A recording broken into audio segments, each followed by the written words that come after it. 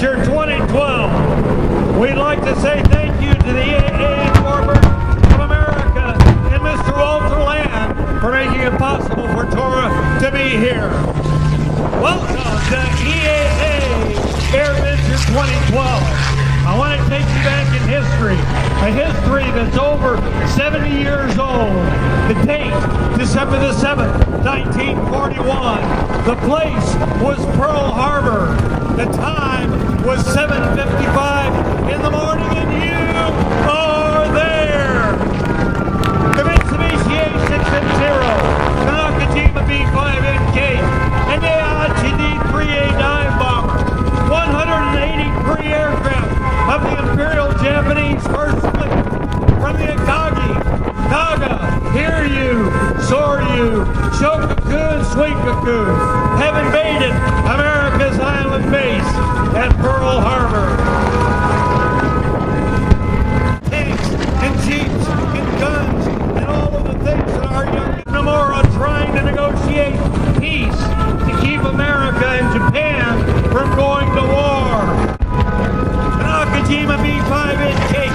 Notice it was planned by Commander Minoru Genda at the insist of first one, then two, then three, impacted the side of that crane into tanks and jeeps and guns and all of the things that our young men, in fact, that the young men and women of this nation listen to our president as he goes before Congress.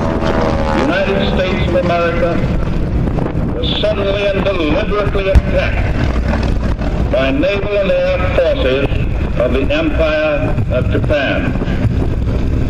The attack yesterday on the Hawaiian Islands has caused severe damage to American naval and military forces.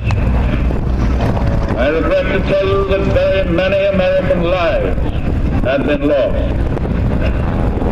With confidence in our armed forces, with the unbounding determination of our people, we will gain the inevitable triumph, so help us God. And ladies and gentlemen, I'm here to tell you that America did gain that inevitable triumph. It was 4 long years later.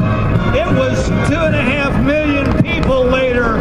It was American servicemen going into battle and fighting against the Axis powers who would take our world away from us. Rosie became a riveter. Young men were taking their Red Ryder wagons and going through town picking up metal and trash and stuff that could be made into tanks and jeeps and guns and all of the things that our young men and women needed to fight against the Axis power. Listen to me. If we never become involved in war again, it'll be too soon. But we must never ever lose sight of the fact that the young men and women of this nation, wearing the uniform of our great country, carrying our flag into battle, are directly responsible for us being the greatest free nation in the world. Do you believe that, Oshkosh, Wisconsin? Put your hands together and let them hear you all the way down to Eau Claire.